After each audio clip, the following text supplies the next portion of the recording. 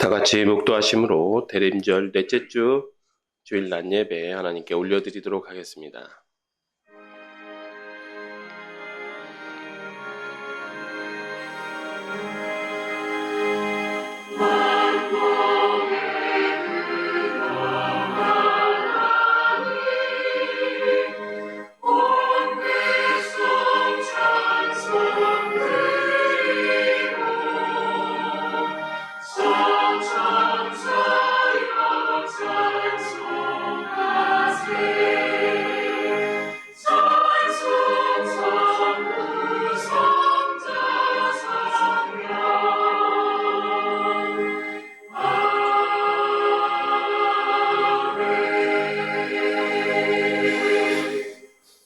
하나님은 영이시니 예배하는 자가 영과 진리로 예배할지니라. 아멘. 이 시간 함께 일어나셔서 32장 찬송하시겠습니다.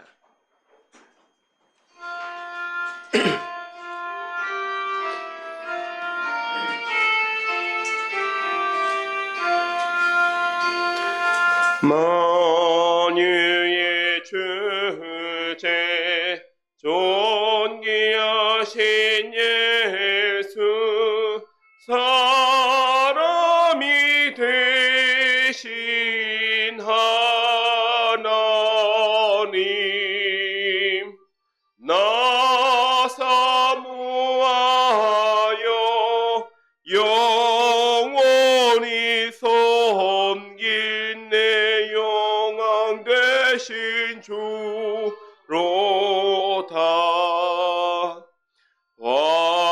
화려한 동산 무성한 저수모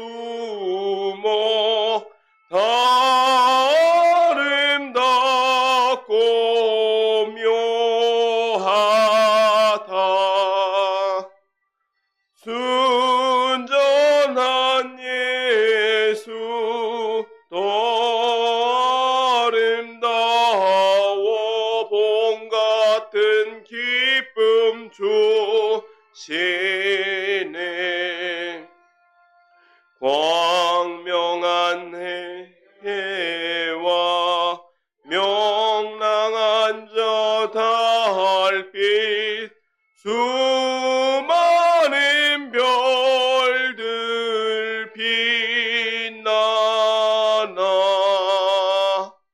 주 예수 빛은 더 찬란하여 참 비교할 수 없도다.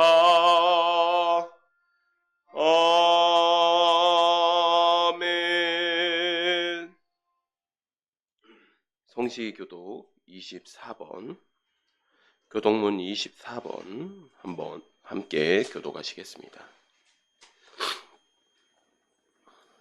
하나님은 우리의 피난처시오 힘이시니 그러므로 땅이 변하든지 산이 흔들려 바다 가운데에 빠지든지 바닷물이 솟아나고 뛰놀든지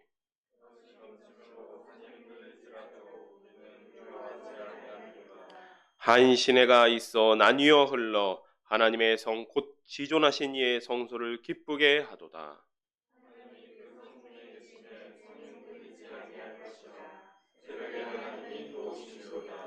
그가 땅 끝까지 전쟁을 쉬게 하시며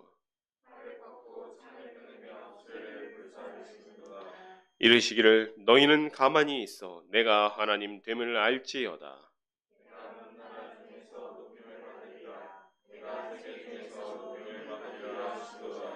만군의 여호와께서 우리와 함께 하시니 야곱의 하나님은 우리의 피난처시로다. 아멘. 이 시간 사도신경으로 우리의 신앙을 함께 고백하시겠습니다.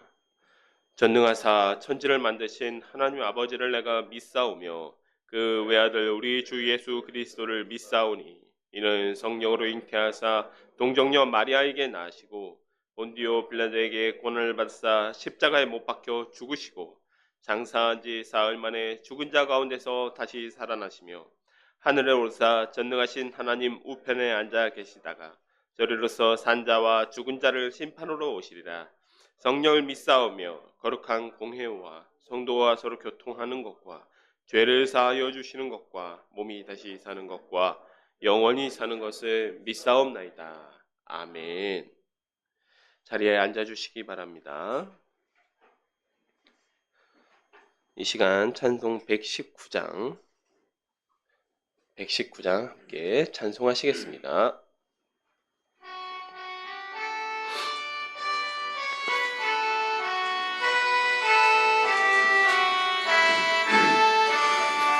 옛날 임금 다윗 성에 낮은 마구 있더니 어머니가 갓난아기 부유한 애뉘었네.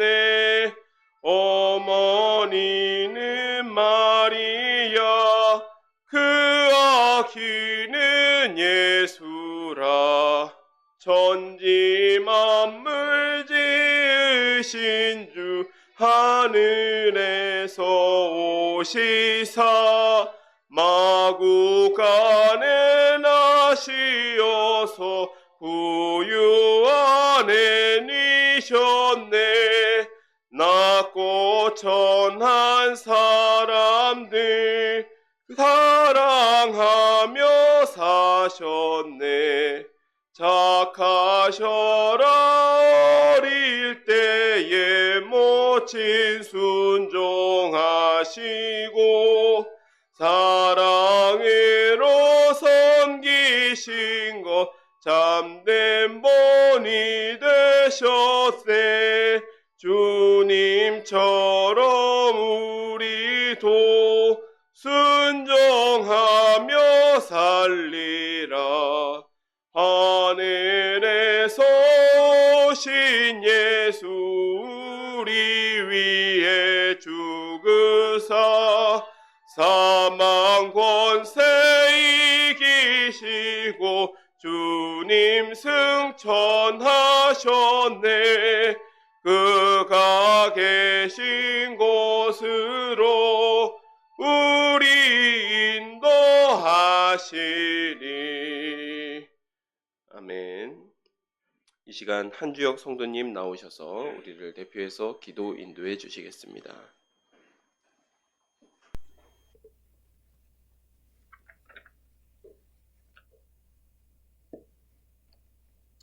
다 같이 기도하시겠습니다. 우리를 사랑하시는 하나님 아버지, 한 주를 주의 은혜 안에서 살아가고 이 자리에 모여 주님의 예배하게 하시니 감사합니다.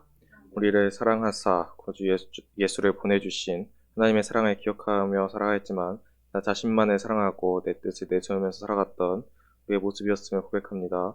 이런 연약한 우리를 불쌍히 여겨주시고 아들을 보내주신 하나님의 그 사랑을 누리고 기뻐하는 우리 각 한 사람이 되도록 주님 인도하여 주시옵소서.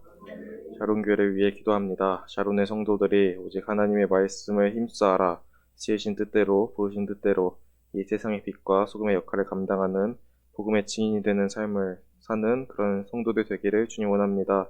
살아가는 현장에서 말씀이 기억나게 하시고 말씀에 순종하며 살아가도록 우리를 인도하여 주시옵소서.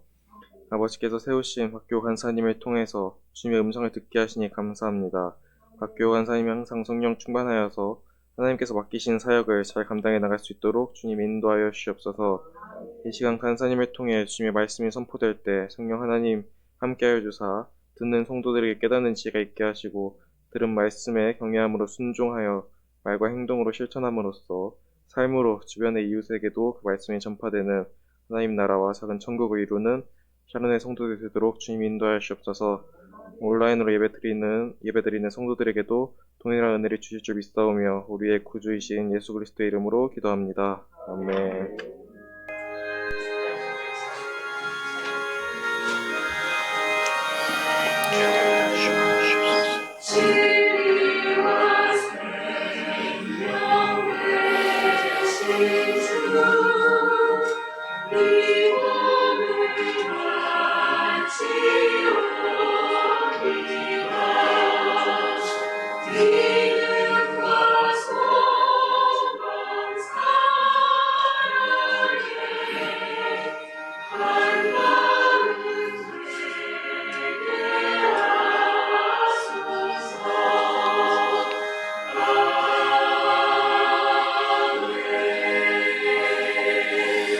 아멘. 이 시간 우리에게 주신 하나님의 말씀은 예레미야서 27장 16절부터 22절 말씀입니다. 예레미야 27장 16절부터 22절 말씀입니다. 구약성경 1095페이지에 있습니다. 제가 봉독해 드리도록 하겠습니다. 내가 또 제사장들과 그 모든 백성에게 전하여 이르되 여호와께서 이와 같이 말씀하시기를 보라 여호와의 성전의 기구를 이제 바벨론에서 속히 돌려오리라. 너희에게 예언하는 선지자들의 말을 듣지 말라. 이는 그들이 거짓을 예언함이니라 하셨나니 너희는 그들의 말을 듣지 말고 바벨론의 왕을 섬기라. 그리하면 살리라. 어찌하여 이 성을 황무지가 되게 하려느냐. 만일 그들이 선지자이고 여호와의 말씀을 가지고 있다면 그들이 여호와의 성전에 와 유다 왕의 궁전에 와 예루살렘에 남아있는 기구를 바벨론으로 옮겨가지 못하도록 만군의 여호와께 구하여야 할 것이니라. 만군의 여호와께서 기둥들과 큰 대야와 받침들과 이 성에 남아있는 기구에 대하여 이같이 말씀하시나니 이것이 바벨론 왕 느부갓네살이 유다 왕 여호야김의 아들 여고니아와 유다와 예루살렘 모든 귀인을 예루살렘에서 바벨론으로 사로잡혀 옮길 때 가져가지 아니하였던 것이라. 만군의 여호와 이스라엘의 하나님께서 여호와의 성전과 유다의 왕의 궁전과 예루살렘에 남아있는 그 기구에 대하여 이와 같이 말씀하셨느니라. 그것들이 바벨론으로 옮겨지고 내가 이것을 돌보는 날까지 거기에 있을 것이니라. 그 후에 내가 그것을 올려와 이곳에서 그것들을 되돌려 두리라. 여호와의 말씀이니라. 아멘. 제가 기도하고 말씀을 함께 나누도록 하겠습니다. 하나님 아버지 참으로 감사드립니다. 정말 손이 시리도록 추운 날씨가 찾아왔지만 주님의 성탄을 또 기쁨으로 준비하는 마음으로 이곳 가운데 나와서 예배할 수 있게 하시니 감사드립니다. 주님, 우리가 주님이 이 땅에 오실 수밖에 없었던 그러한 이유들을 함께 살펴보고 있습니다. 이 예레미야서를 함께 살펴보면서 우리 마음에 있는 죄악들을 돌아보게 하시고 오직 우리가 그 죄를 위하여 이 땅에 오신 주님의 탄생을 기뻐하며 주님 앞에 나아가 예배할 수 있는 우리 샤론의 가족이 되게 하여 주시옵소서. 예수님의 이름으로 기도드렸습니다. 아멘.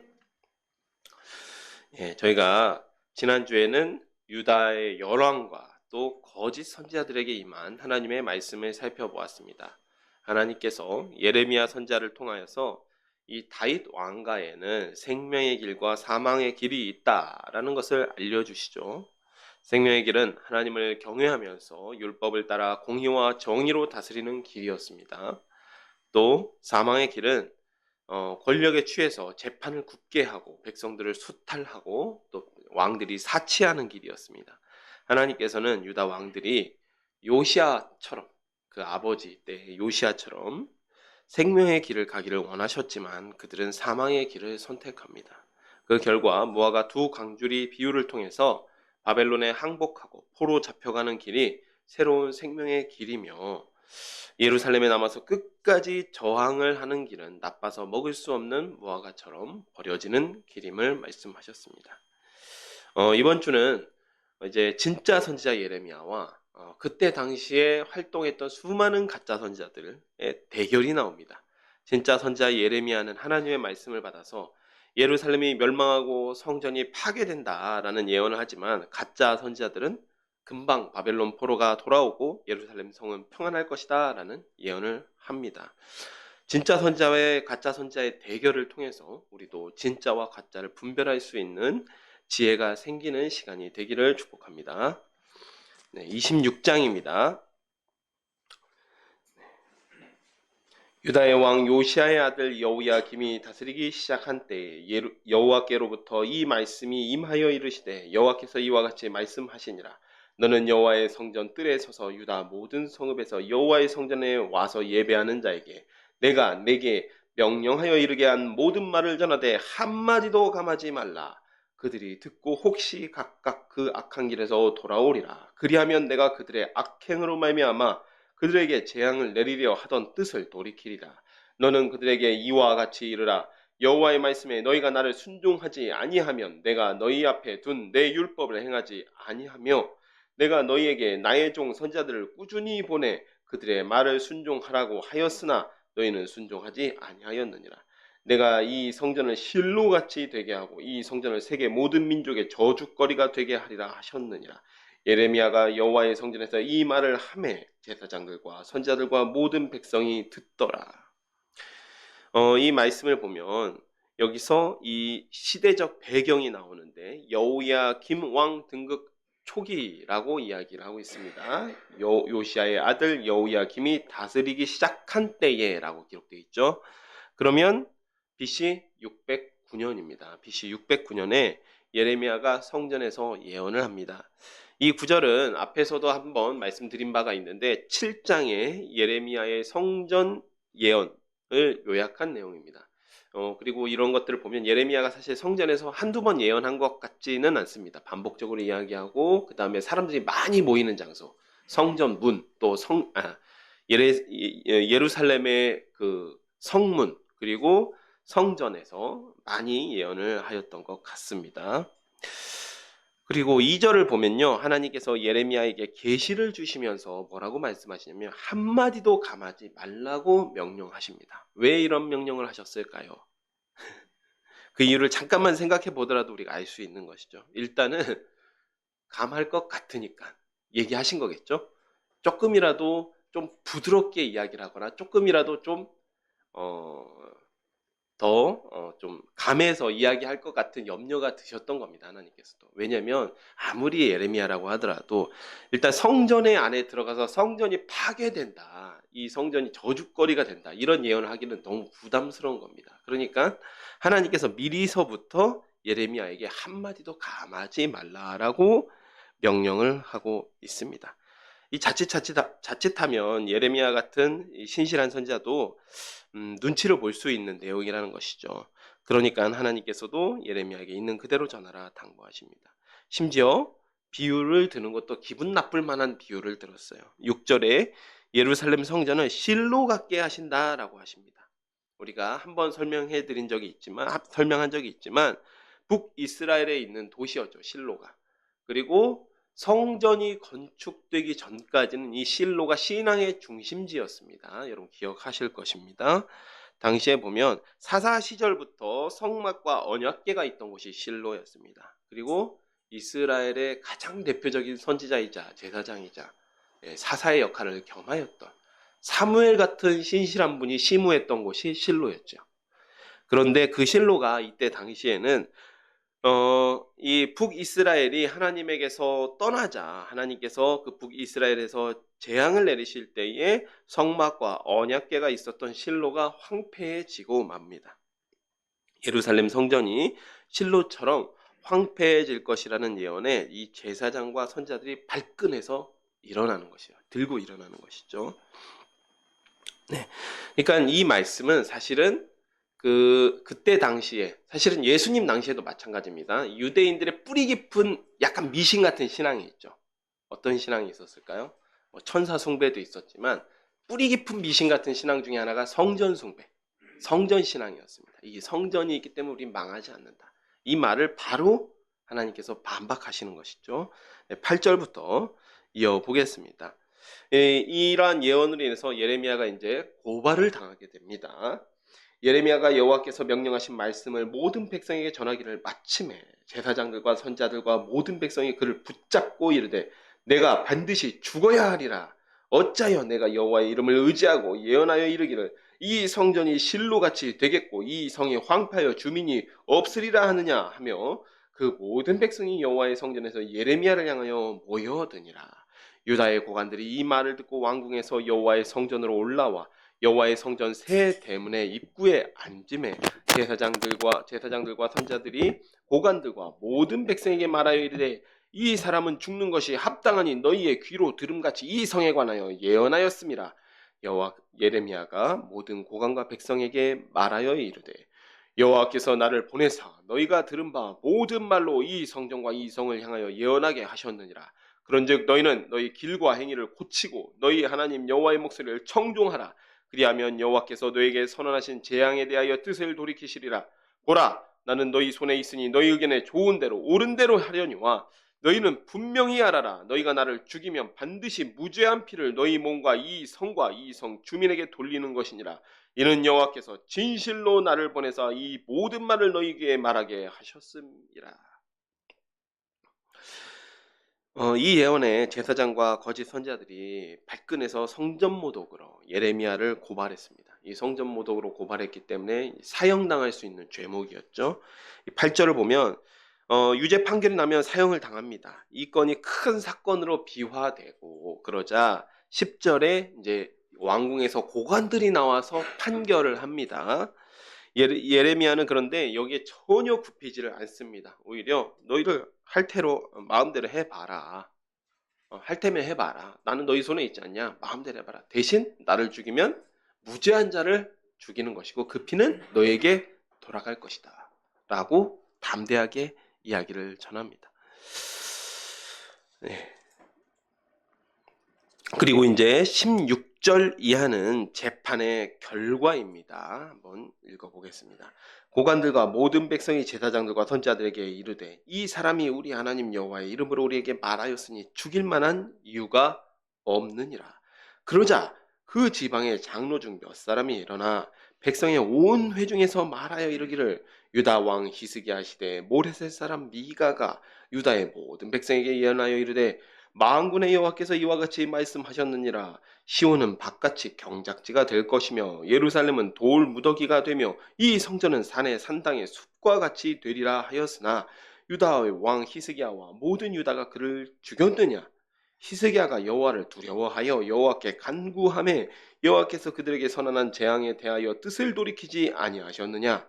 우리가 이같이 하면 우리의 생명을 스스로 심히 해롭게 하는 것이니라. 예. 예레미야에게 천만 다행이었던 일이 무엇이냐면 이 예언을 선포한 시대가 앞서 말했듯이 여호야김의 등극 초기입니다. 그 얘기는 요시야 왕이 돌아가신 지 1년밖에 안 된 시대죠. 아직 1년밖에 지나지 않았습니다. 여호야김 왕은 우리가 알듯이 아나무인의 사치를 일삼으면서 므낫세 시대의 우상 숭배를 다시 되돌렸던 그런 악한 왕이었습니다. 그러나 아직은 여호야김의 등극 초기였기 때문에 요시야 왕의 충성스럽고 신실했던 신하들이 남아 있었던 것으로 보입니다. 그래서 16절에 먼저 고관들이 성전 모독으로 고발된 예레미야에게 무죄를 선언합니다. 그러자 17절에 장로들의 몇 사람이 그 증인이 되는 거죠. 무죄 판단의 근거를 제시하는 것이죠. 그런데 여기서 보면 이 근거가 무엇이냐? 히스기야 시대의 모레셋 사람 미가, 이 미가서의 그분이죠. 미가서를 쓰신 분입니다. 미가 선자의 예언이 무죄 판단의 근거가 됩니다. 그래서 이 구절이 미가서 3장 12절을 인용한 것입니다. 미가서 3장 12절을 인용한 것이고 나중에 한번 찾아보시면 거기다가 한번 기록을 해보시면 좋을 것 같습니다. 미가서 3장 12절을 인용했다라고 하거나 미가서에다가 미가서 3장 12절에 예레미야서 26장 18절을 인용했다라고 기록해 주시면 좋을 것 같아요. 그런데 그래서 이 무죄 판단의 근거가 됐는데 이 미가 선지자도 똑같은 말을 예언했다. 똑같이 우리의 죄에서 떠나지 않으면 이 예루살렘 성이 황폐화되고 성전이 무너진다라는 예언을 하지 않았느냐. 그러니까 그걸로 이 예레미야라는 선지자에게 성전 모독죄를 적용할 수가 없다. 하나님께서 그에게 이 말씀을 넣어주셨으면 어떻게 하냐라고 이야기하는 것이죠. 근데 여러분 우리가 이거 쉽게 볼 수 있지만 잘 보시면 여러분 이 장로들은 어떤 사람입니까? 미가 선자의 예를 들었다는 것은 미가서를 읽어보았다는 것이죠. 이 이야기는 무려 100년 전 이야기입니다. 딱 한 100년 정도 전 이야기예요. 미가 선자가 활동했던 시기는. 그러니까 아직까지는 이 장로들은 추정하기로는 그 요시야 왕이 우리가 여호와께로 돌아가자 하고 백성들을 모았을 때 함께 그 안에서 맹세했던 인물들이 있습니다. 아마 그분들 중에 한 분이 아닌가 싶어요. 그분들 중에 이제 일부 신실한 분들이 이렇게 증인을 서준 것이 아닌가 싶습니다. 그러니까 아직까지는 미가서를 읽어본 사람들, 또 그때의 경험을 가지고 있는 사람들이 예레미야를 보호해 주었습니다. 이때까지는 예레미야의 힘이 되어줄 이들이 존재했지만 점점 이 이스라엘의 유다의 왕들이 폭정을 펼치고 우상 숭배를 하면서 우호적인 이들이 줄어듭니다. 그래서 시드기야 시대에 가서는 나중에 어떻게 되냐면 고관들이 예레미야를 고발합니다. 고관들이 예레미야를 고발해서 이 사람이 바벨론에 항복하라고 한다. 우리 군사들의 힘을 뺀다. 사기를 저하시킨다. 해가지고 국가보안법 위반 같은 걸로 이제 예레미야를 걸고 넘어가는 거죠. 그래서 예레미야를 구덩이에 던지는 일이 발생합니다.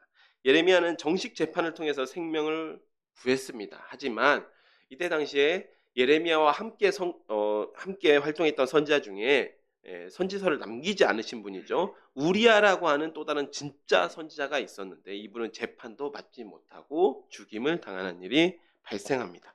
이 10절부터의 이야기 내용입니다. 또 여호와의 이름으로 예언한 사람이 있었는데 곧 기럇 여아림 스마야의 아들 우리야라.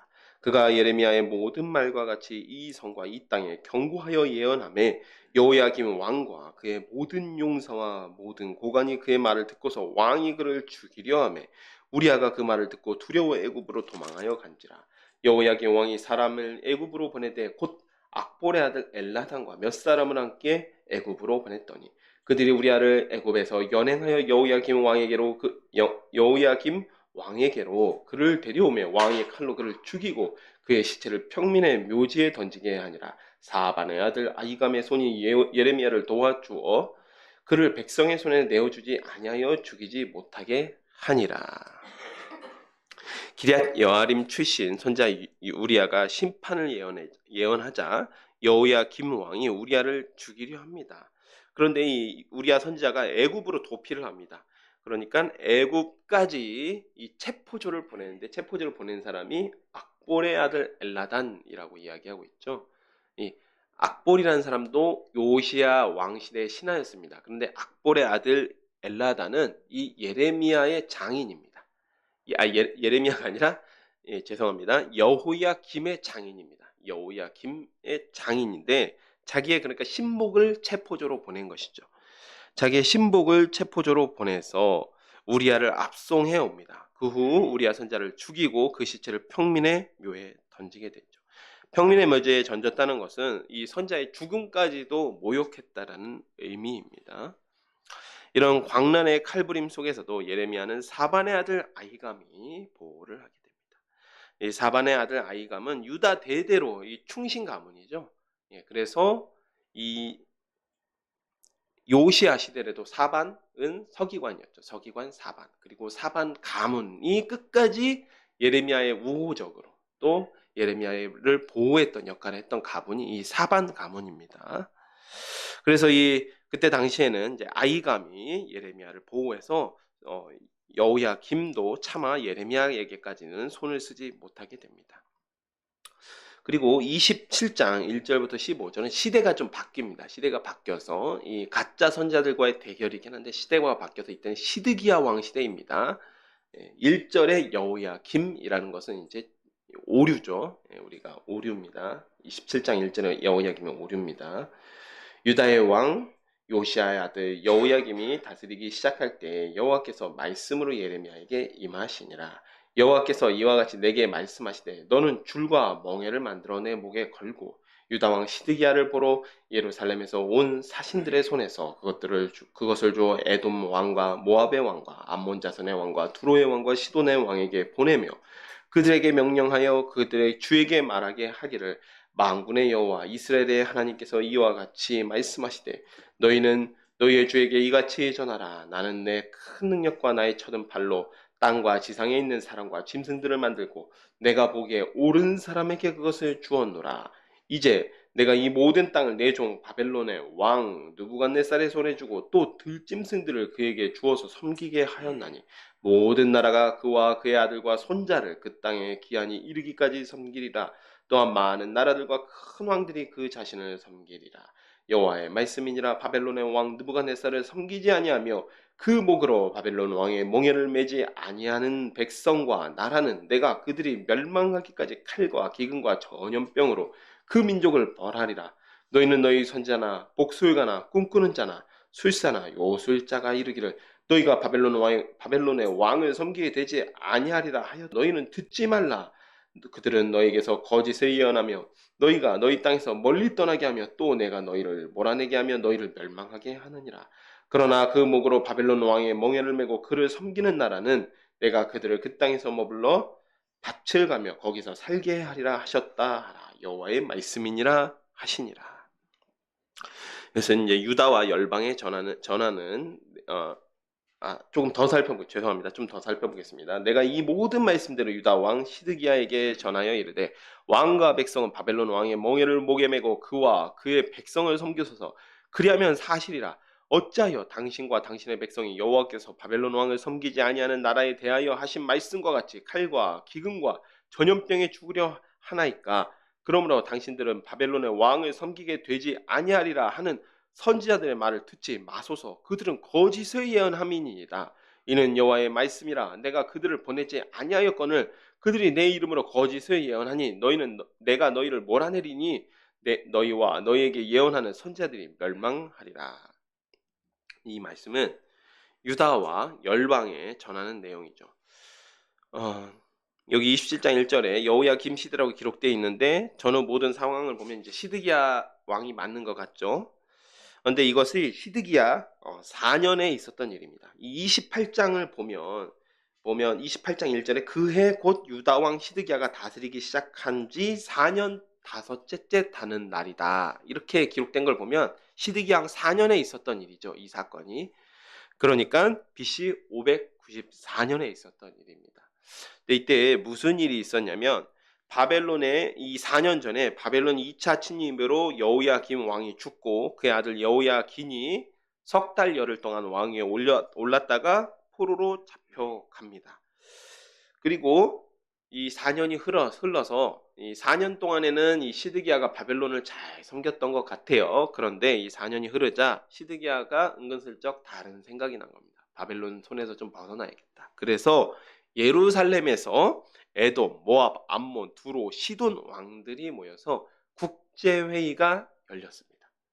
그러니까 우리나라도 그런 거 있죠. 뭐 G20라든지 아니면 G7이라든지 아니면 이번에 있을 이제 APEC이라든지 이런 회의들이 있죠. 국제회의가 열렸는데 국제회의의 의제가 무엇이었냐면 반바벨론 동맹에 관한 건이 국제회의의 의제였습니다. 그러니까 이 주변 모든 나라들이 모인 것이죠. 이 바벨론에 어떻게 해야 되냐. 그리고 성경에 기록되지는 않았지만 이 회의에 숨어있는 후원자가 있어요. 누구냐면 애굽이죠. 왜냐하면 애굽은 이 나라들이 반란을 일으키면 손 안 대고 코를 푸는 격입니다. 그래서 바벨론을 견제해 주기를 원했던 것이죠. 그런데 이 국제회의장 앞에서 예레미야가 목에 멍에와 줄을 걸고 나타납니다. 이런 해괴한 복장으로 나타나서 하는 말이 이 각국의 나라의 이 외교관들에게 바벨론에 복종하고 항복하라는 말을 하라는 것입니다. 왕들의 회의 왕권과는 완전히 다른 말을 하고 있죠. 그러면서 혹시나 선지자나 점쟁이나 이런 사람들이 바벨론과 맞서 싸우라는 말은 거짓말이니 믿지 말라고 예언합니다. 선지자가 국제 망신이나 다름없는 행동을 하고 한술 더 떠 12절 이후로는 시드기야 왕에게는 따로 말을 전해서 바벨론 왕을 섬기라는 메시지를 전합니다. 그러니까 여러분 보십시오. 의제를 가지고 각국의 대사들이 모였는데 거기다 가서 초치는 말을 한 겁니다. 해괴한 복장을 하고 가서. 그러니까 이때 당시에도 사람들의 마음이 부글부글하고 있는 거죠. 지금 부글부글하고 있는 겁니다. 그래서 16절부터는 여기서 구체적으로 거짓 선지자들이 바벨론을 섬기라는 하나님의 명령을 이 방해하고 있는 이 거짓 선지자들의 거짓말에 대해서 하나님께서 반박하는 내용입니다. 내가 또 제사장들과 그 모든 백성에게 전하여 이르되 여호와께서 이와 같이 말씀하시기를 보라. 여호와의 성전의 기구를 이제 바벨론에서 속히 돌려오리라고 너희에게 예언하는 선지자들의 말을 듣지 말라. 이는 그들이 거짓을 예언함이니라 하셨나니 너희는 그들의 말을 듣지 말고 바벨론의 왕을 섬기라. 그리하면 살리라. 어찌하여 이 성을 황무지가 되게 하려느냐. 만일 그들이 선지자이고 여호와의 말씀을 가지고 있다면 그들이 여호와의 성전에 와 유다 왕의 궁전에 와 예루살렘에 남아있는 기구를 바벨론으로 옮겨가지 못하도록 만군의 여호와께 구하여야 할 것이니라. 만군의 여호와께서 기둥들과 큰 대화와 받침들과 이 성에 남아있는 기구에 대하여 이같이 말씀하시나니 이것이 바벨론의 왕 느부갓네살이 유다 왕 여호야김의 아들 여호니아와 유다와 예루살렘 모든 귀인을 예루살렘에서 바벨론으로 사로잡아 옮겨갈 때 가져가지 아니하였던 것이라. 만군의 여호와 이스라엘의 하나님께서 여호와의 성전과 유다 왕의 궁전과 예루살렘에 남아있는 그 기구에 대하여 이와 같이 말씀하셨느니라. 그것들이 바벨론으로 옮겨지고 내가 이것을 돌보는 날까지 거기에 있을 것이니라. 그 후에 내가 그것들을 올려와 이곳에 그것들을 되돌려 두리라. 여호와의 말씀이니라. 여기 보면 이제 15절까지의 내용이 열방의 왕들과 시드기야 왕에게 전하는 하나님의 메시지라면 16절부터는 이 백성들 앞에서 같은 내용의 메시지를 전하면서 거짓 선지자들이 거짓말하는 것들을 구체적으로 반박하고 있습니다. 이 16절은 거짓 선지자들이 했던 거짓 예언의 내용이죠. 16절이 여호와의 성전 기구를 바벨론에서 속히 돌려오리라. 이 말의 숨은 뜻이 뭐냐면 바벨론이 망한다라는 겁니다. 바벨론이 금방 망하고 속히 돌아오게 될 것이다. 이런 이야기입니다. 그들의 주장은 하나님께서 열왕기하 24장 13절의 사건을 되돌리신다라는 이야기죠. 그래서 바벨론 왕이 2차 침입 때 느부갓네살이 왕이 와서 사람만 사로잡아간 게 아니라 성전의 기명들, 그 다음에 왕궁을 약탈해 갑니다. 그것들을 돌려 보내게 된다라는 이야기죠. 그런데 바벨론 침입으로부터 4년이 흐른 후 약탈당한 성전의 기구들이 돌아온다라고 주장하고 있는데 근거가 있냐? 사실 아무것도 없습니다. 근거가 없죠. 하지만 이스라엘 백성들의 희망사항이죠. 이 희망사항을 예언이랍시고 거짓말로 예언을 하고 있는 것입니다. 이스라엘 백성의 희망과 성전 기구가 돌아온다는 말은 이스라엘을 괴롭히고 약탈한 바벨론이 망할 것이라는 뜻입니다. 예레미야의 예언은 너희 희망사항 같은 일은 절대 없으니까 바벨론 왕을 섬겨라 라고 하는 것이죠. 그러면서 구체적으로 거짓 선지자들에 대한 반박을 하는데 18절 자칭 선지자라고 하는 이들이 진짜 선지자라면 지금 기도해야 되는 것이 바벨론에 약탈되어 간 기구들이 돌아올 것을 기도할 게 아니고 지금 남아있는 바벨론 왕이 미처 가져가지 못했던 기구들을 약탈해 가지 못하도록 기도해라. 이 말씀이 뭐죠? 바벨론이 다시 와서 남겨두었던 그 기구들까지도 모조리 다 가져갈 것이다. 그러니까 그런 일이 없도록 기도해라 라고 하는 이야기죠. 진짜 선지자라면 거기까지도 봐야 되는데 거기까지는 못 보고 왜 거짓말하고 있냐 라고 이야기하시는 것입니다. 그래서 19절은 바벨론 2차 침입 때 너무 크고 무거워서 남겨놓은 기구들을 이야기합니다. 기둥, 이거 뭐죠? 녹기둥이죠. 여호와 성전에 있었던, 예루살렘 성전에 있었던 녹기둥, 야딘과 보아스를 이야기합니다. 큰 데야, 이게 뭐냐면 놋바다였습니다. 예, 재물들을 씻는 곳이죠. 놋바다. 그리고 그 받침, 이 놋바다가 올려져 있었던 받침이 뭐죠? 놋으로 만든 황소들이 있었죠. 그 바다를 받치고 있었죠. 그러니까 너무 무겁고 사실 그러니까 돈 되는 것만 처음에는 약탈해 간 것입니다. 3차로 이 바벨론이 침입해 올 때는 남겨두고 간 놋으로 만든 성전 기구들까지도 모조리 다 가져가게 될 것이다. 이 말씀을 지금 하고 있는 거예요. 바벨론에서 돌아오게 된다고 거짓말하지 마라. 남겨놓은 것까지도 다 가져가게 될 것이다 라고 말씀하시는 것입니다. 그리고 이 당시에는 실제 이 거짓 선지자들과 이 거짓말 예언들이 성행했어요. 그리고 이러한 주장들이 아주 다수였고 대세를 이루고 있었던 것으로 보입니다. 그러니까 백성들이 모두 다 이 이야기를 믿었습니다. 그래서 이 백성들의 반응을 보면 예레미야서 8장 20절을 한번 우리가 이미 살펴본 구절이긴 한데 한번 살펴보겠습니다. 예레미야 8장 20절을 한번 살펴보았으면 좋겠습니다.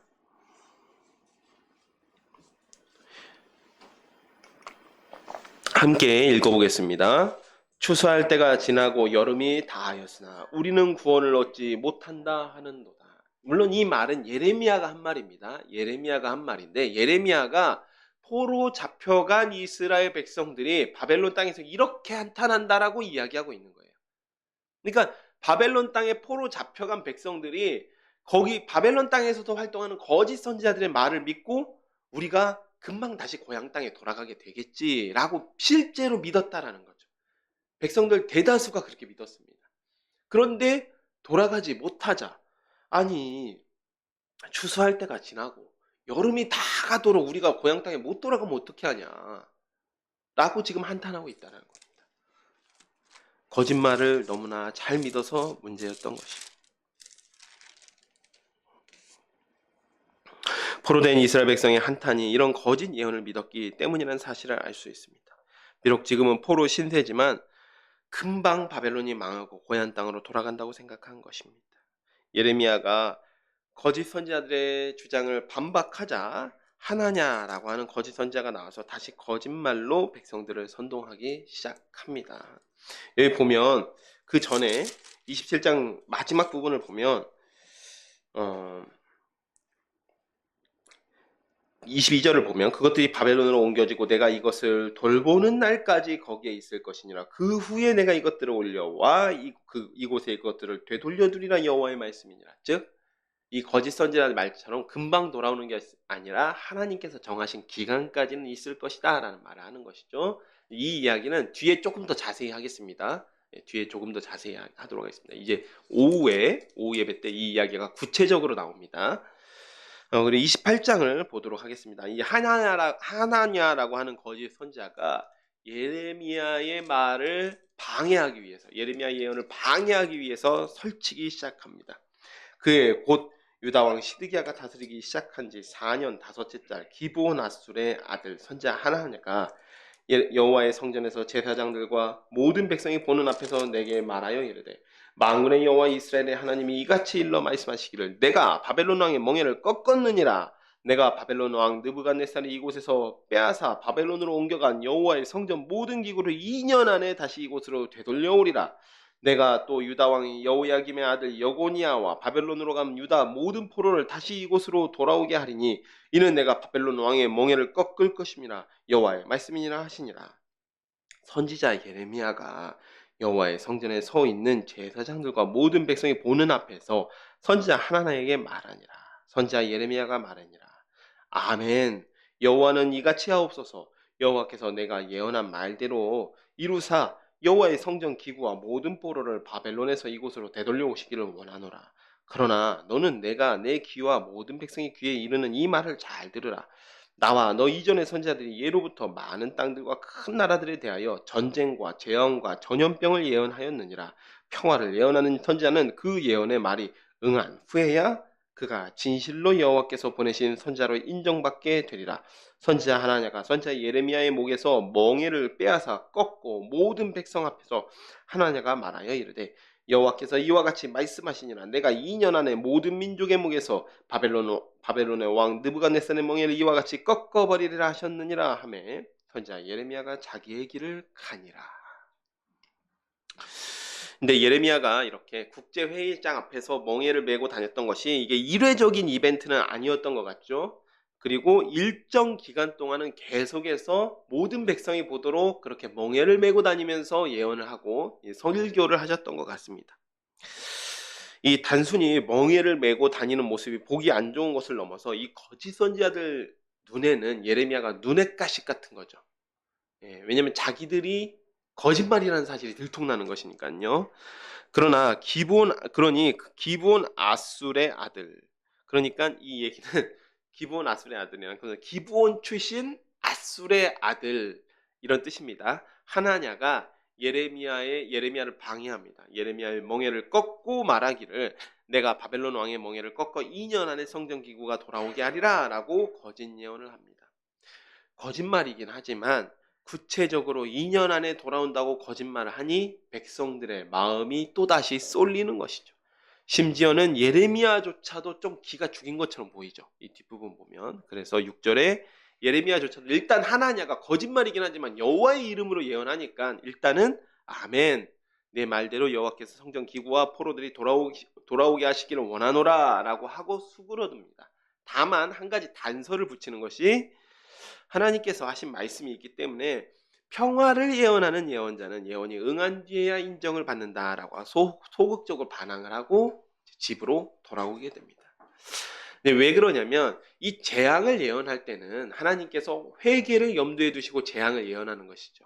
그래서 아까도 미가 선지자 때도 봤지만 이 백성들이 회개하고 돌아오면 내리리라 하신 재앙도 거두시는 경우가 있습니다. 다만 평화를 예언했을 때는 그 평화가 이루어진 뒤에야 이 예언자가 진짜 예언자라고 인정받다라고 말씀하시는 것이죠. 하나냐가 거짓말로 예레미야를 속인 사건입니다. 근데 만약 여러분이 지금 하나냐와 예레미야의 대결을 보고 있다면, 지금 그 자리에서 현장에서 보고 있다면 누가 거짓말을 하고 누가 참말을 한다고 생각하시겠습니까? 네, 아마 저희도 사실 별 수 없이 매우 극히 하나님의 말씀에 예민하고 민감하게 받아들이는 사람이 아니라면 100이면 100 하나냐가 참말을 한다. 또 예레미야가 그러니까 말이 궁하니까 도망간 거 아니냐라고 생각할 수밖에 없는 장면이 연출된 겁니다. 또한 하나냐의 예언은 구체적으로 거짓말을 하니까 그럴듯할 뿐더러 또 백성들이 듣고 싶은 이야기를 하니 여론이 하나냐에게 확 쏠리는 것입니다. 우리도 결과를 알고 보기 때문에 쉽게 느껴지지만 영적으로 그때 당시에 분별을 한다는 것은 대단히 어려운 일이죠. 평상시에도 거룩하게 살면서 하나님의 말씀에 무척이나 민감하게 반응하지 않으면 매우 어려운 일이 아닐 수 없습니다. 12절 이하는 거짓말로 예언한 하나냐와 그를 믿은 이스라엘 백성들에 대한 예언입니다. 선지자 하나냐가 선지자 예레미야의 목에서 멍에를 꺾어버린 후에 여호와의 말씀이 예레미야에게 임하여 이르시기를 너는 가서 하나냐에게 말하여 이르기를 여호와의 말씀에 내가 나무 멍에를 꺾었으나 그 대신 쇠 멍에를 만들었느니라. 만군의 여호와 이스라엘 하나님께서 이와 같이 말씀하시니라. 내가 쇠 멍에로 모든 나라의 목에 메워 바벨론의 왕 느부갓네살을 섬기게 하였으니 그들이 그를 섬기라. 내가 그 들짐승도 섬기리라. 내가 들짐승도 그에게 주었느니라 하라. 선지자 예레미야가 선지자 하나냐에게 이르되 하나냐여 들으라. 여호와께서 너를 보내지 아니하셨거늘 내가 이 백성에게 거짓을 믿게 하는도다. 그러므로 여호와께서 이와 같이 말씀하시되 내가 너를 지면에서 제하리니 내가 여호와께 패역한 말을 하였습니다. 내가 금년에 죽으리라 하셨느니라 하더라. 선지자 하나냐가 그의 7째 달에 죽었더라. 예. 하나님께서 13절에 선지자 하나냐가 나무 멍에를 꺾었으니 쇠 멍에를 만들었다라고 말씀하십니다. 무슨 뜻일까요? 여기서 나무 멍에라는 것은 시드기야 4년, 그러니까 멸망까지는 7년 남은 시점입니다. 이때까지는 지금이라도 바벨론 왕을 섬기면 나라가 망하지는 않고 살아날 길은 있다, 생명의 길이 있다라고 말씀하셨던 겁니다. 그런데 하나냐가 나무 멍에를 꺾고 백성들이 그 예언을 믿었습니다. 즉 하나님의 징계와 권면을 무시하고 오히려 대들었다라는 것이죠. 그러니까 더 혹독하게 징벌하시겠다라는 뜻입니다. 15절은 이제 거짓 선지자 하나냐 개인에게 주시는 말씀입니다. 하나냐는 단순하게 거짓 증거하지 말라라는 율법만 어긴 것이 아니죠. 이 사람이 누구의 이름으로 예언했죠? 여호와 하나님의 이름으로 예언했습니다. 그 이야기는 여호와의 이름을 망령되게 일컬은 죄도 지은 것입니다. 그래서 예레미야가 내가 금년에 죽으리라 하였더니 같은 해 7째 달에 죽게 됩니다. 이 사건이 일어난 달은 5째 달이죠. 그러니까 자기가 거짓말로 예언한 2년이 아니라 2달 만에 자기가 죽게 된 겁니다. 이렇게 공개적으로 하나님께서 거짓 선지자를 책망하시고 죽이신 일을 보게 되면 이제는 거짓 선지자들의 말은 멀리하고 듣지 않아야 할 텐데 여전히 거짓 선지자들은 예루살렘 거리를 활개치며 다니고 있습니다. 또 거짓 선지자들이 예루살렘에만 있는 것이 아닙니다.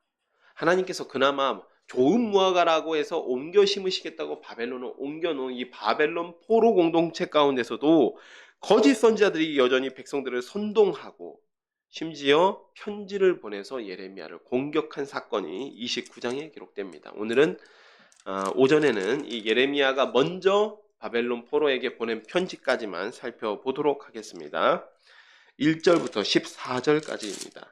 선지자 예레미야가 예루살렘에서 이같이 편지를 느부갓네살이 예루살렘에서 바벨론으로 끌고 간 포로 중 남아있는 장로들과 제사장들과 선지자들과 모든 백성에게 보냈는데, 그때 여고니아의 왕과 왕후와 궁중 내시들과 유다와 예루살렘의 고관들과 기능공과 토공들이 예루살렘에서 떠난 후라. 유다의 왕 시드기야가 바벨론으로 보내어 바벨론의 왕 느부갓네살에게 가게 한 사반의 아들 엘라사와 힐기야의 아들 그마리아 편으로 말하되, 만군의 여호와 이스라엘의 하나님께서 예루살렘에서 바벨론으로 사로잡혀 가게 한 모든 포로에게 이와 같이 말씀하시니라. 너희는 집을 짓고 거기에 살며 텃밭을 만들고 그 열매를 먹으라. 아내를 맞이하여 자녀를 낳으며 너희 아들이 아내를 맞이하며 너희 딸이 남편을 맞아 그들로 자녀를 낳게 하여 너희가 거기에서 번성하고 줄어들지 아니하게 하라. 너희는 내가 사로잡혀 가게 한 그 성읍의 평안을 구하고 그를 위하여 여호와께 기도하라. 이는 그 성읍이 평안함으로 너희도 평안할 것임이라. 만군의 여호와 이스라엘의 하나님께서 이와 같이 말씀하시니라. 너희 중에 있는 선지자들에게와 점쟁이에게 미혹되지 말며 너희가 꾼 꿈도 고지 듣고 믿지 말라. 내가 그들을 보내지 아니하였어도 그들이 내 이름으로 거짓을 예언함이라. 여호와의 말씀이니라. 여호와께서 이와 같이 말씀하시니라. 바벨론에서 70년이 차면 내가 너희를 돌보고 나의 선한 말을 너희에게 성취하여 너희를 이곳으로 돌아오게 하리라. 여호와의 말씀이니라. 너희를 향한 나의 생각을 내가 하나니 평안이요 재앙이 아니니라. 너희에게 미래와 희망을 주는 것이니라. 너희가 내게 부르짖으며 내게 와서 기도하면 내가 너희의 기도를 들을 것이요 너희가 온 마음으로 나를 구하면 나를 찾을 것이요 나를 만나리라. 이것은 여호와의 말씀이니라. 나는 너희들을 만날 것이며 너희를 포로된 중에 다시 돌아오게 하되 내가 쫓아 보내었던 나라들과 모든 곳에서 모아 사로잡혀 떠났던 그곳으로 돌아오게 하리라. 이것이 여호와의 말씀이니라. 예레미야가 2차 포로 후에 포로들에게 편지를 보낸 것입니다. 이 편지가 정확하게 언제 보냈는지는 알 수가 없지만 거의 2차 포로 직후, 그러니까 597년 혹은 596년 경에 보내진 것으로 보입니다. 2차 포로 후에 포로들에게 편지를 보냅니다. 그러니까 에스겔 선지자, 당시 그발강가에서 머무르고 있던 유대인들에게 보낸 것으로 보이죠. 그래서 3절을 보면 사반의 아들, 역시 여기서 또 나옵니다. 사반의 아들 아이감의 형제겠죠. 예, 형제있겠습니다. 그래서 사반의 아들 엘라사와 힐기야의 아들 그마랴 편의 편지를 보냅니다. 엘라사와 그마랴는 시드기야 왕이 바벨론에 보낸 공식 사절입니다. 근데 그 편에 편지를 보냈다라고 부탁한 것인데, 이 사반이나 힐기야는 오시아 때부터 충신이며 거룩한 가문이죠. 그래서 예레미야 선지자에게 우호적인 인사들이었습니다. 편지를 통해서 하나님의 말씀을 전하는데 결국 내용을 요약하면 이런 것이죠. 바벨론에 정착해서 밭을 일구고 자식을 낳아서 이 민족이 줄어들지 않게 하라. 또 너희 중에 있는 거짓 선지자들에게 선동되지 말고 70년은 기다려야 된다. 70년이 차야 돌아오게 된다. 바벨론에서 정착해서 살고 바벨론 왕을 섬기라고 명령하시며 비로소 말씀하시는 것이 여기서 비로소 이제 등장합니다. 너희를 향한 나의 생각을 내가 아나니 평안이요 재앙이 아니니라. 너에게 미래와 희망을 주는 것이니라. 너희가 내게 부르짖으며 내게 와서 기도하면 내가 너희의 기도를 들을 것이요. 이전에 예레미야의 기도를 물리치시던 때와는 이제 좀 분위기가 달라졌죠. 대상이 달라지고 분위기가 달라졌습니다. 제가 쳐서 그럽니다. 죄송합니다. 그리고 너희가 내게 부르짖으며 그리고 너희가 온 마음으로 나를 구하면 나를 찾을 것이요 나를 만나리라 라고 말씀하십니다. 징계를 받아서 두려워하는 백성을 향해서 하나님의 진심이 드러나는 순간입니다. 바벨론 군대가 쳐들어와서 포로로 잡혀가고, 또 포로로 잡혀가기만 했겠습니까? 자기는 포로로 잡혀갔지만 자기 눈으로 수많은 끔찍한 죽음을 보았을 것입니다. 그런 공포에 시달리고 있는 이들에게 하나님께서는 너희를 향한 나의 생각은 평안이라고 말씀하고 계십니다. 이전까지 예레미야의 기도를 물리치신 모습이 아니라 이제는 너희가 내게 와서 기도하면 듣겠다라고 하십니다. 바벨론 포로들에게는 분명한 희망의 메시지를 주시고 있습니다. 무화과 두 강주리의 비유에서 보았듯이 좋은 무화과에 대한 말씀이었고, 이 다음에는 이 15절은 악한 무화과, 그러니까 예루살렘의 남은 자들에 대한 말씀은 이제 오후 시간에 함께 살펴보도록 하겠습니다. 사랑하는 샤론의 가족 여러분, 오늘 본문은 진짜 선지자 예레미야와 거짓 선지자들의 대결이 보입니다. 예레미야는 하나님께서 한마디도 감하지 말라라고 명령하신 그 말씀을 그대로 전합니다. 하지만 그 말씀을 들은 제사장과 거짓 선지자들에게 이 죽임을 당할 수 있는 성전 모독죄로 고발을 당합니다. 다행스럽게도 일부 남아있는 경건한 자들이 예레미야를 보호해서 죽임을 당하지 않았습니다. 예레미야의 사역 평생은 죽음과 사실은 단 한 걸음 차이일 정도로 늘상 위협을 당하고 조롱을 당하며 살아왔습니다. 반면에 거짓 선지자들은 백성들의 지지를 받으며 마음껏 거짓말을 늘어놓습니다. 아무런 근거도 없고 성경적이지도 않고 그런 말들을 되는 대로 주워 섬기며 무지한 백성들을 선동합니다. 백성들이 원하고 바라는 바 바벨론이 물러날 것이라고 거짓말을 하지만 정작 하나님의 소망은 바벨론 포로들에게 있다라고 분명하게 말씀하고 있습니다. 언제나 참과 거짓의 싸움, 진리와 비진리의 싸움은 존재합니다. 그리고 거짓과 비진리가 예레미야 시대처럼 당시에는 잠깐은 우세한 듯 보이고 많은 사람의 눈을 가릴 때가 많습니다. 그때 진리를 판단할 능력은 우리에게는 없습니다. 오직 하나님의 말씀에 있는 것이죠. 하나님의 말씀에 비추어 보았을 때야 그것이 진리인지 비진리인지 참인지 거짓인지가 드러나게 됩니다. 하나님을 먼저 알고 선과 악을 구별하는 것을 성경은 지혜와 명철이라고 말씀하고 있습니다. 이 시간 우리 말씀을 통하여서 지혜와 명철로 혼란스러운 시대에 참과 거짓, 진리와 비진리를 구별할 수 있는 우리 샤론의 가족이 되시기를 축복하며 제가 기도하고 말씀을 맺도록 하겠습니다. 기도하겠습니다. 하나님 아버지 참으로 감사드립니다. 오늘 거짓 선지자들과 진짜 선지자 예레미야의 대결을 보게 됩니다. 주님, 진짜 선지자 예레미야는 하나님께서 단 한마디도 감하지 말라라고 말씀하신 그 명령을 있는 그대로 준행합니다. 그러나 백성들이 듣지 않고 오히려 예레미야를 고발했습니다. 조롱당했습니다. 모욕당했습니다. 그러나 거짓 선지자 하나냐를 비롯해서 수많은 거짓 선지자들의 거짓 선동과 거짓말에는 백성들이 넘어가게 됩니다. 그들의 마음의 소원을 있는 그대로 대변했기 때문일 것입니다. 하나님, 지금 이 시대에도 마찬가지인 것 같습니다. 할 수만 있으면 믿는 자도 미혹하려고 수많은 거짓과 비진리가 난립합니다. 주님, 저희가 고백하기로 저희에게 참과 거짓을 구별할 만한 능력이 없음을 고백합니다. 주님, 오직 하나님의 말씀만이 진리와 비진리를 구별할 수 있으며 참과 거짓을 구별할 수 있는 능력임을 고백합니다. 주님, 그 주님의 말씀을 사모하며 나아가오니 저희에게 지혜와 명철을 허락하여 주시옵소서. 우리 모든 샤론의 가족들이 지혜와 명철로 참과 거짓을 올바르게 분별하며 진리를 따라가는 삶을 살게 되게 하여 주시옵소서. 예수님의 이름으로 기도드렸습니다. 아멘. 이 시간 357장 함께 찬양하시면서 준비하신 예물을 하나님께 올려드리도록 하겠습니다.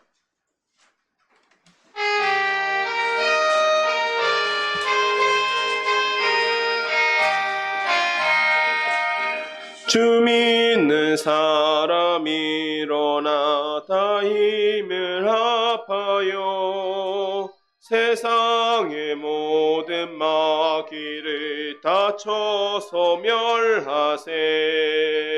저 앞에 오는 적군을 다 싸워 이겨라. 주 예수 믿는 힘으로 온 세상 이기네. 믿음이 이기네. 믿음이 이기네. 주 예수를 믿음이 온 세상 이기네. 온 인류 마귀 계율로 큰 죄에 빠지니 진리로 띠를 띠고서 늘 기도드리세. 참 믿고 의지하면서 겁없이 나갈 때 주 예수 믿는 힘으로 온 세상이 이기네. 믿음이 이기네. 믿음이 이기네. 주 예수를 믿음이 온 세상이 이기네. 끝까지 이긴 자에게 흰 옷을 입히고 또 영생복을 주시니 참 기쁜 일일세. 이 어두운 세상 지나서 천천성 가도록 주 예수 믿는 힘으로 온 세상이 이기네. 믿음이 이기네. 믿음이 이기네. 주 예수를 믿음이 온 세상이 이기네. 아멘. 예, 드려진 헌금을 위해서 제가 기도하도록 하겠습니다. 하나님 감사드립니다. 저희를 죽음에서 구원해 주시고 이 땅에서도 하나님을 예배할 수 있는 이 자리 가운데 불러 모아 주시니 너무나도 감사드립니다. 주님, 저희가 이 자리 가운데 나오면서 물질을 구별하여 드렸습니다. 이 물질 하나님께서 기뻐하다 주시고 이 물질이 사용되는 곳마다 진리가 선포되며 모든 거짓된 것들이 멸하여지는 역사가 나타나게 하여 주시옵소서. 예수님의 이름으로 기도드렸습니다. 아멘. 네. 교회 소식 전하겠습니다. 네, 여기 주보 뒤편에 우리 광고 있습니다. 오늘 우리 샤론 교회 예배에 참석한 여러분 모두를 주님의 이름으로 환영하며 하나님의 은혜와 진리가 함께하기를 축복합니다. 예, 우리 성탄절 예배가 있습니다. 이번 주 성탄절 예배가 있는데 성탄 예배는 12월 25일 수요일 오전 11시에 드리겠습니다. 그리고 송구영신 예배는 12월 31일 화요일 밤 11시 30분에 드립니다. 다음 이제 기도 순서가 있습니다. 기도 순서 확인해 주시고 우리 담당자이신 우리 집사님들 잘 확인해 주시면 감사하겠습니다. 그리고 오늘 지난주에 공지 드린 대로 오후 찬양 예배 후에 성탄절 전도를 하겠습니다. 예, 핫팩을 준비해서 나눠줄 건데 오늘 날씨가 좀 추워가지고 예, 잘 받아가실 것 같습니다. 예, 할 것이고 이제 너무 또 날씨가 추워서 너무 지칠 것 같아서 한 30분에서 40분 정도 요 정도 할 거니까 우리 다 같이 좀 참여해 주시면 감사하겠습니다. 시간이 되신 분들, 허락하신 분들은 함께 참여해 주시길 바랍니다. 이 시간 다 일어나셔서 찬송 3장 부르시고 주기도문으로 예배를 마치도록 하겠습니다.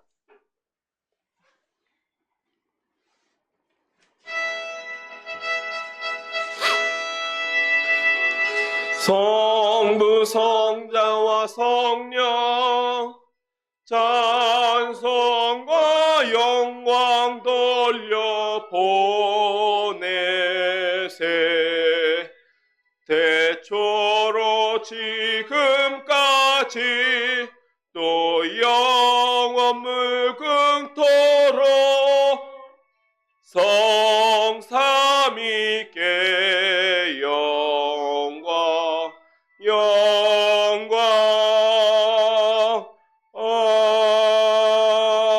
아멘. 하늘에 계신 우리 아버지여, 이름이 거룩히 여김을 받으시오며 나라가 임하시오며 뜻이 하늘에서 이루어진 것 같이 땅에서도 이루어지이다. 오늘 우리에게 일용할 양식을 주시옵고 우리가 우리에게 죄 지은 자를 사하여 준 것 같이 우리 죄를 사하여 주시옵고 우리를 시험에 들게 하지 마시옵고 다만 악에서 구하시옵소서. 대개 나라와 권세와 영광이 아버지께 영원히 있사옵나이다. 아멘.